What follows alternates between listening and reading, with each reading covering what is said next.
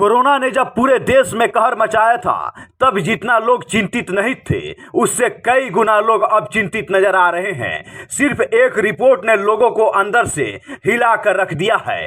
दरअसल में corona virus से बचाव के लिए इस्तेमाल की जाने वाली वैक्सीन के साइड इफेक्ट के तमाम दावों के बीच कोविशील्ड वैक्सीन बनाने वाली कंपनी एस्ट्राजेनेका ने ब्रिटेन के कोर्ट में बड़ा खुलासा किया है।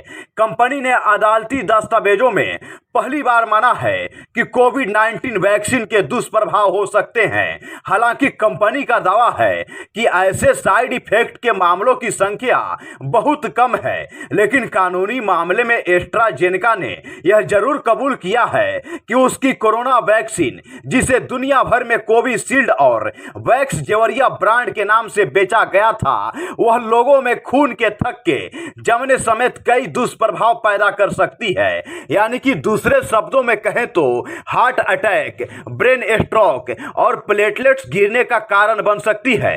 कंपनी ने इसके साथ ही यह भी जोड़ा कि ऐसा बेहद दुर्लभ मामलों में ही होगा और आम लोगों को डरने की जरूरत नहीं है। दरअसल में थ्रोम्बोसिस के कारण हार्ट अटैक, ब्रेन स्ट्रोक और प्लेटलेट्स गिरने का खतरा बढ़ जाता है। वहीं दिल का दौरा, जो कि एक बेहद खतरनाक स्थिति है जिसमें दिल की एक या उससे अधिक धमनियों में ब्लॉकेज होने लगते हैं, जिसके कारण हार्ट अटैक का खतरा बढ़ जाता है। दिल में सही तरीके से ऑक्सीजन नहीं पहुंच पाता है, जिसके कारण खून के थक्के जमने लगते हैं और बाद में हार्ट अटैक पड़ जाता है। ब्रेन स्ट्रोक की स्थिति में भी यही होता है कि ब्रेन में ब्लड ठीक तरीके से नहीं पहुंच पाता है, जिससे कि दिमाग में ऑक्सीजन की कमी के कारण ब्रेन स्ट्रोक का खतरा और भी बढ़ जाता है। दरअसल में ऑक्सफोर्ड और एस्ट्राजेनेका की वैक्सीन को भारत में serum institute of India Covishield नाम से बनाया था। कोविशील्ड को वायरल वेक्टर प्लेटफॉर्म का इस्तेमाल कर तैयार किया गया था। यह बिल्कुल ही एक अलग तकनीक थी।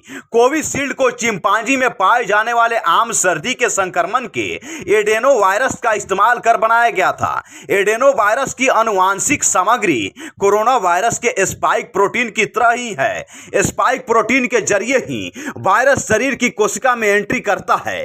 कोविशील्ड को इबोला वायरस से लड़ने वाली वैक्सीन की तरह ही बनाया गया था।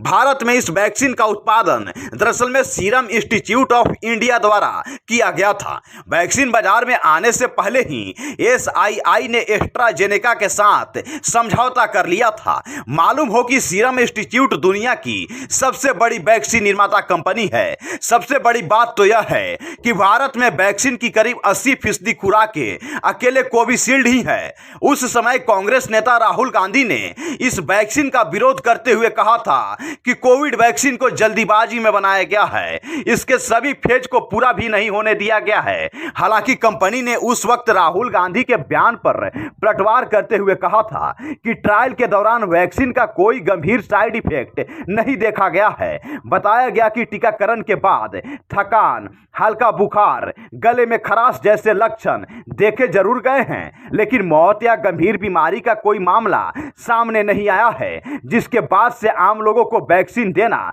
शुरू कर दिया गया था।